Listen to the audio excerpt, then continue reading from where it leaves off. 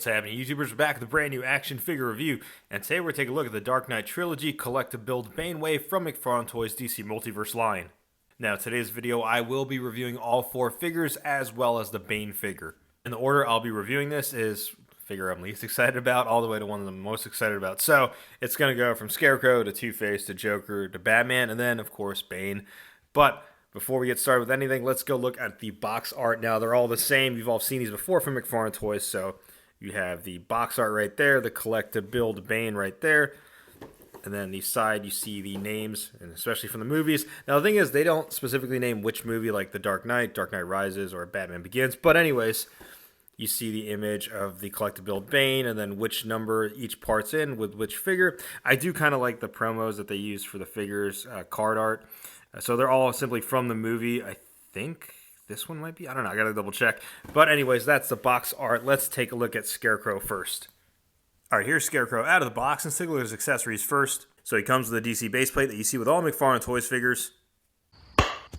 And he comes with a data file card with the image that we saw in the back of the box. And then here is a data file on Scarecrow. Feel free to pause it if you want to go ahead and read it. I wanted to point out, I'm not sure if this was from a still image in the movie. Let me know in the comments below, but I kind of feel like this is concept art for the figure, because if you look in closely at his left arm, it kind of looks like a hinge joint right there, but I'm not sure. Let me know in the comments below. It also comes with the arms for the Collective Build Bane, and I wanted to point something out. If we look in closely, shout out to my buddy Ahsoka the Geek who pointed this out on his Instagram. Feel free to check that out. But it looks like it's a factory defect where these were placed improperly with, I think, the right arm. You can see the peg is different from the left one. That's because it's actually inverted. So basically what you're going to want to do, you can see his video. Basically, you could do it in hot water or warm water to heat it up to pop this out. I typically use a blow dryer, so I'll be doing that here in a little bit. I'll use a blow dryer to loosen this up so I can pop it out and put this back in, because if you end up trying to put the hands on there, it will snap off. And Scarecrow does come with 2 additional sets of hands. They look like the trigger hands, and obviously there's no guns that come with this figure or any DC figure because of DC's gun ban on all their figures and merchandise. But you can purchase the weapon accessory pack version 2 on McFarlane Toys website, or if you have existing ones in your collection, you can use that as well. All right, now let's take a look at the figure itself, and we'll get started with the head sculpt first. And if we look in closely, you can see the eyes, the holes right there, and yeah, it looks like Cillian Murphy. That's the actor who played Scarecrow. For those of you who don't know, now you know. But I do like the attention to detail on the head sculpt. Like, this looks amazing. Like the stitching and the sculpting of the fabric. It almost looks like it's a fabric, but it's not. And again, you've heard me say this before in my previous reviews for McFarlane Toys. Their ability to sculpt and mold these plastic or rubber overlays or head sculpts to almost emulate a fabric look is amazing. But when looking at the rest of the figure, it's the same can be said for that. I mean, this thing is so intricate and detailed throughout. Like, I think I took a look at like the actual outfit. I don't think it had this many details and patterns on it. So kudos to McFarlane Toys for going the extra mile and sculpting more detail on here. But when looking at the rest of the figure, he does have the suit underneath, and I'm not sure. Maybe at some point I might try to customize it or mod it. I could see if it is a full suited body, because if it is, I might actually just use that instead of this look. Don't get me wrong, I do like this, but throughout the Dark Knight trilogy, he was mainly wearing a suit, especially in the Dark Knight Rises in that beginning sequence. In terms of articulation, it looks like it's limited because of this overlay, but we'll take a look. Obviously, the head can go down and up a good amount. Geez, can go from side to side. He does have a shoulder joint right there. There is no bicep swivel, but looks like it's a single jointed elbow as well. Let's see the range you can get. About 90 degrees, which isn't bad considering it's a single jointed elbow. Now here's the test. Let's see. Yeah, so there really isn't much movement there's articulation, I could feel it, but it's being hindered by this rubber overlay. And again, I'm wondering if the suit is complete or it's just cut off right there, but I'll take a look at some point. And then legs can kick out a pretty high amount. Jeez, like a damn New York City Rockette. And then you have double jointed knees. And oof, that's something I don't like, the cuts that break up like that. Unlike the Shazam movie figure, which I reviewed last year, it had a nice consistency. This one just doesn't look that good because it broke apart right there. The sculpt, real bad. And then you have the ball joint at the ankle, which can go back and forth. Limited because the cuffs do hinder articulation. And then, of course, the toe articulation as well. And I also wanted to point out there is articulation in the wrist joints like we usually see, but it just like the torso, it is hindered because of this overlay. It's kind of like a sacrifice. Would you like the sculpt or would you like more articulation? In this case, it's more of a sculpt thing instead of articulation. Like it's there, it's just being hindered by this thing. All right, now let's take a look at Two-Face next. All right, here's Two-Face out of the box. Let's take a look at his accessories first, but he comes with the least amount of accessories out of all the figures in the wave. However, he does come with a DC base plate. And of course, the data file card with all DC Multiverse figures. And this is a cool image. It's the I Believe in Harvey Dent one. And then on the back is the data file. Feel free to pause it if you want to go ahead and read it. And the collectible piece for Bane that he comes with is the torso. All right, now let's take a look at the figure itself. And let's get started with the head sculpt. And I gotta say, the burnt part of his face looks freaking fantastic. Like that, it's gross, but it looks fantastic. The sculpting work looks amazing on this half of his face. On the other half, I mean, it kind of looks like Aaron Eckhart's Harvey Dent, but I mean, I can understand what they were going for. It could have been a little bit better, but it still looks like Harvey Dent. Just it could have been a little bit better, but man, this side looks insanely detailed. Like that's awesome. So kudos to McFarlane Toys for that sculpting work, and it's consistent throughout his neck as well. And when looking at the rest of the figure, it's a suited body, so it's a pretty plain attire, but they still knocked it out of the park in terms of the aesthetics of a suit. The only thing I'll say, though, is the crotch area or the diaper piece is a little bit too big, in my opinion. This one could have been a little bit smaller just because that's very visible if you have this open. Maybe you can fudge it in toy photography shots, but throughout the rest of the body looks good. Now, the thing I'll say about this, I do like the coin holding hand. And if we look in closely, I mean, you can't really tell if it's heads or tails just because it's just a silver coin. There's no details on that. But I get it. It'd probably be hard to get details on that small ass plastic right there. But I wish this figure actually would have come with two sets of hands, unlike Scarecrow, because this would have benefited for like a fisted hand or something like that, just because you might want some shots where he's not holding the coin. But then again, I like this feature because it does add for good toy photography shots. In terms of articulation, standard McFarlane Toys, 22 moving parts. So starting with the head, it can go up about that high and look about low that much. And of course can move from side to side. There is a shoulder joint and there is a bicep swivel on here. It does have double jointed elbows, and again, the cut kind of just visible, but again, there's ways to hide it in toy photography shots. It does have a diaphragm joint, and I think I'm trying to make sure that's not the ball joint at the hip that does that, but it's kind of hard with the jacket, but can't really go too far forward with the diaphragm, but can go far back a lot. There is a ball joint at the hip and the / waist, and again, this is the diaper piece. See, this is what I was talking about in terms of the crotch area. Like, it's too big that it hinders it from moving up. Yes, it's a softer like rubber material, so you should be able to, but I don't want to force it just because it's going to make a crease or make a mark on there. So this is what I'm talking about, where this could have been improved a little bit.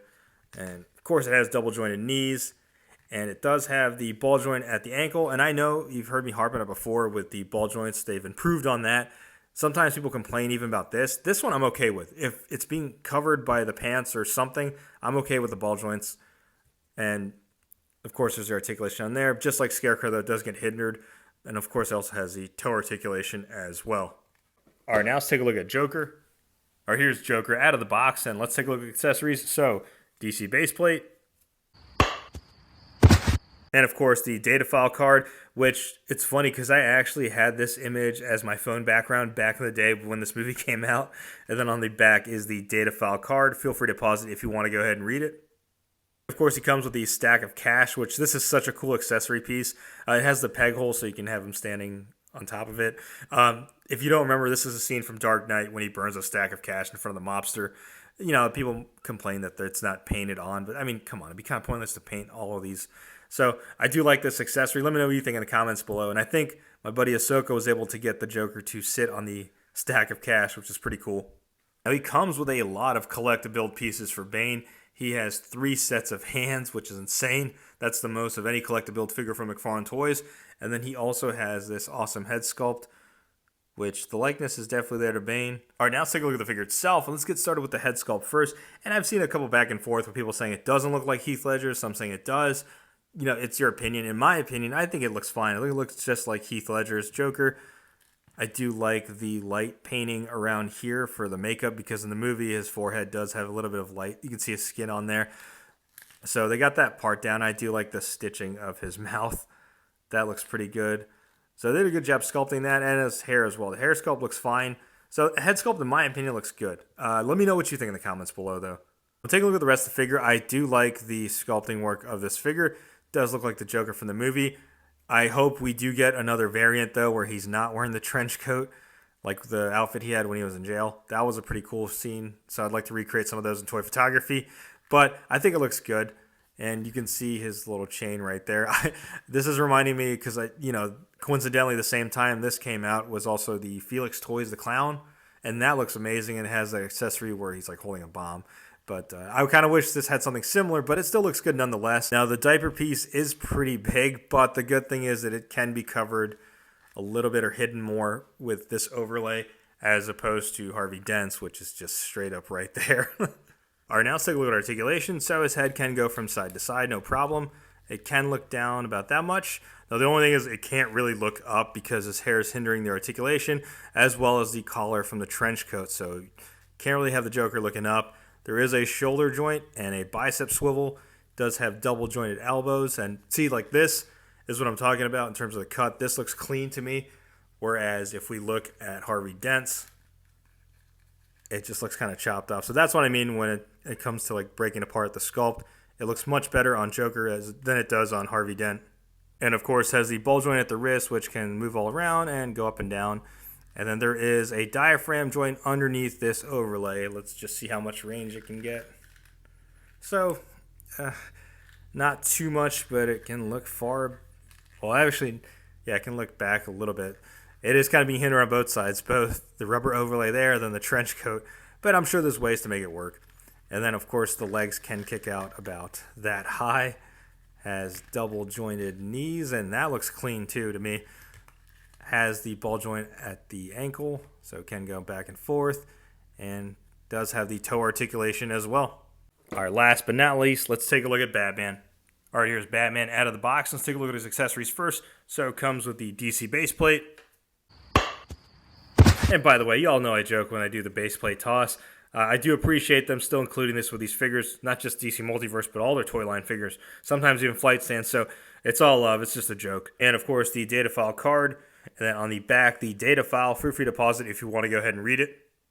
It does come with 3 batarangs and the grappling gun, all of which I believe are gold from the movie, from what I remember. I think this one might have a little bit of black finish on the handle, but I could be wrong. Let me know in the comments below. And the collectible piece he comes with for Bane are the 2 legs. All right, now let's look at the figure itself, and I believe this suit is based off the version from The Dark Knight Rises, and in terms of the head sculpt, it looks pretty on point to Christian Bale's Batman. Let me know what you think in the comments below, but all the attributes on there look exactly like how it looked in the movie, and I've always noticed with his cowl, or his mask, I should say, the jaw has always been like kind of like the circular thing instead of like a wider one, which we saw with Pattinson's Batman. I tend to prefer that one, but I still like the design of this sculpt nonetheless. And we'll take a look at the rest of the figure. It is well detailed. You can see all the intricate details on there. I will say that I'm not really a fan of the way the rubber shoulder pads are implemented on there. We've seen this before with the Robert Pattinson Batman. Like if you lift it up, it does hinder it or like bends or something like that. I would have rather this been a smaller piece and it being plastic that's actually molded onto the arm instead of a separate piece, because I've seen in some cases where these things do fall off. But you can see the Batman emblem, which looks good. And the utility belt looks nice, just like in the movie, and it's throughout the whole waist, which it should be. But I also like, if we look closely, you can see the details inside throughout the suit. So you can see the armor piece as well as the suit. All right, we'll take a look at articulation. Same thing, 22 moving parts. So the head can look up about that much, which is okay. It can look down a lot. Can go from side to side. Does have the shoulder joint in there as well as a bicep swivel. Now, I want to say you might want to be careful with the biceps because I'm noticing the one on my right is like loose now. So just careful when taking it out of the box. Does have double jointed elbows, which nice range. And yeah, the cut's not that bad on there. Has the wrist articulation as well. The ball joint at the wrist, which is sculpted. And then has the diaphragm cut and ball joint at the hip. So can look around easily forward. Actually, wow. Okay, that's not bad for the diaphragm. It can look forward a decent amount, and using the ball joint at the hip can help a little bit too. So that's pretty cool to see. Now his legs, the diaper piece thankfully isn't as big as the other ones, but his legs can kick out that far, and double jointed knees, and has the molded joints at the ankle. So because there's no suit on this one or cuff, you can definitely move it around and do even ankle pivot. And of course the toe articulation. And again, nice attention to detail. You see the bottom of his boot right there. Let's go ahead and build Bane. So here are all the collect build pieces, which this is a lot for a Build-A-Figure. But like I mentioned earlier, I did heat up the joint on here so I can remove it and put the right one on there. And if you want to know how to do that, go ahead and check out Ahsoka the Geek's video. I'll leave a link in the description below. But you can see a little bit of the paint rubbed off because I had to pull it out. Basically, this is how it should look for the pegs. But anyways, let's go ahead and assemble Bane. All right, here is Bane all assembled and built. And I think, I mean, if we're not including the first collect-to-build Batmobile wave, I think this is probably the smallest / shortest collect-to-build figure we've ever gotten from McFarlane Toys. Now let's take a look at the figure itself, and we get started with the head sculpt first.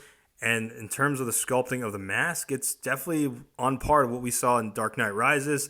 I think they did a fantastic job with sculpting all the intricate details on there. I think a little bit more paintwork probably could have been used on the mask, but I like it nonetheless. And there's Tom Hardy's eyes right there. And take a look at the rest of the figure. It's sculpted fairly well to what we've seen in the movie. There's his vest. And in terms, it's a wide ass right there. But yeah, it looks good to me. Let me know what you think in the comments below. In terms of articulation, it's the same thing just as the rest of the figures. 22 moving parts, so the head can look up a fairly good amount and down like that. And it does have a shoulder joint right there. And there is a bicep swivel. And it does have double jointed elbows. This one's way looser because I ended up heating it up. I tried using a blow dryer, but it didn't work. But yeah, the cut is a little bit too, yeah. The sculpt's definitely broken up in a big way, unlike the Joker one. And I will say this, even though I did heat it up and put the right peg the right side up, it still is kind of hard to move it around. So just be careful with that. You don't want it to snap off or break. It does have a diaphragm joint under this overlay, so let's see how... Oh, shit. Never mind, it just popped off. Well, let's go ahead and peg him back. But here he is. He looks like there is... Yeah, there is a diaphragm cut underneath there, and then a ball joint at the hip, which you see right there. Let's go ahead and peg that back in. Then his leg can kick out about that far, so not too much range with the legs. It has double jointed knees. See, this looks fine just because it's the knee pad right there, so that's okay in my opinion. And then there is actually a sculpted ball joint at the ankle, just like the Batman figure, so it can go up and down. And also a little bit of ankle pivot and a toe articulation as well. I actually had the Movie Masters version of these two, but I actually gave one away as a gift to a friend who's a huge Bane fan. Now we can see the figures side by side. And Bane kind of towers over everyone, and, you know, you can get away with it because it's Bane. But if we're looking for accuracy here, Bane towers over Batman. And in the movie, Batman is almost the same height as Bane. In some scenes, he looks taller than Bane. And the reason why I want to point this out, it's not just this wave specifically. I think it's a lot of the other figures I want to kind of address. As you all know, I'm a huge fan of McFarlane Toys line. A lot of my content over the past year has been McFarlane Toys figures. So I think this is fair and valid criticism. They've greatly improved in terms of the ball joints, to listen to the feedback on that. Articulation could be a little bit better, but that's not one of my biggest concerns. My concern as a collector would just be the scaling, the proportions. A lot of the line isn't in scale with each other. And the reason why I say this is because 95% of the time my figures are displayed on the shelves, or the other 5% is being used for toy photography, and then you can kind of fix it and fudge it in terms of perspective. But I feel like proportion-wise needs to kind of be addressed. I'm in no disrespect to the sculptors or designers that work there. I'm a huge fan of the company. And I think this is valid criticism just because a lot of the line, there's oddly scaled with each other. And not just the McFarlane Toys DC Multiverse line. Some of the stuff in their other lines are awkwardly scaled as well. And I just hope going forward that's something they address or somewhat improve on. Because so far I think they're doing a good job, especially with the DC Multiverse line. But again, like I said, it's all love. There's no ill will. It's all, I think, valid feedback and criticism. But let me know what you think in the comments below. I think if I were to rank these, my least favorite to favorite of this line, I would say Scarecrow at number 5, Two-Face number 4, And then number 3, I'm going to give it to Joker. Number 2 being Bane. And number 1, Batman, just because it's cool to have a Batman in the McFarlane Toys DC Multiverse line. And I know what you're saying, Pack, we already have Batman in the McFarlane Toys DC Multiverse line. I meant the Christian Bale Batman because moments like this, it's surreal to see that the line has already given us 3 iterations of Batman. We have Ben Affleck from the Snyder Cut Justice League. We have the Batman's Robert Pattinson Batman. And we also now have Christian Bale's Batman. Here's hoping we get a Michael Keaton one and maybe a Val Kilmer one. I don't so much care for the George Clooney one. And just for other comparisons, here's Christian Bale's Batman next to the Batman 3 Jokers Batman, aka my favorite Batman so far in the line, and the Batman Arkham Origins version. So just kind of compare next to a comic book one and a video game one. And XI's comparison, even though they don't exist in the same universe, they can on your shelves. Hey-o. Here's Christian Bale's Batman next to the Zack Snyder Justice League Superman Target exclusive and the Black Adam movie figure with a custom cloak on it. Last size comparison for Batman, here he is standing next to the NECA 1989 Batman, aka the Michael Keaton Batman. And this is kind of like what I was talking about when I talk about like proportion wise. NECA is a 7-inch scale, but as you can see, it looks proportioned within the whole body, whereas some of the McFarlane Toys figures, the legs look a little bit too long. And here's what I mean by that. Like, this is also 7-inch scale, but notice how much shorter it is compared to McFarlane Toys. And I know some people are like, oh, I want a bigger figure. There you go. But, like, compare it to the gold label Amazon exclusive Robin. Like, this is what I'm talking about in terms of scaling. He's huge. He's towering over this NECA 1989 Batman, which is also supposed to be in the 7-inch scale. Like I said, I hope it's something they would work on in the future. If not, I mean, I'm still happy with their line. Their scaling could use a little work, but sculpting work and articulation has improved over the past few years. Next size comparison, here's Joker and Two-Face standing next to a couple other live-action villains in Batman's Rogue Gallery that we've gotten from McFarlane Toys DC Multiverse line. We have Harley Quinn from the Suicide Squad and the Riddler from the Batman movie. So if nothing, you can have your Batman Forever lineup right there. An next size comparison, here is Scarecrow standing next to a couple of their live-action Batman Rogue Gallery characters. We have Catwoman unmasked from the Batman movie and Harley Quinn from the Birds of Prey movie. And last size comparison, here's the Build Bane figure standing next to another Bane figure of McFarlane Toys DC Multiverse line. We have the comic book Megafig Bane and the Marvel Legends Venom. And in case you didn't know, now you know, Tom Hardy played both roles. And it's funny though, if you ever listen to Venom and Venom 2, when he's at the nightclub, he kind of sounds like Bane. If you don't remember, here, take a look.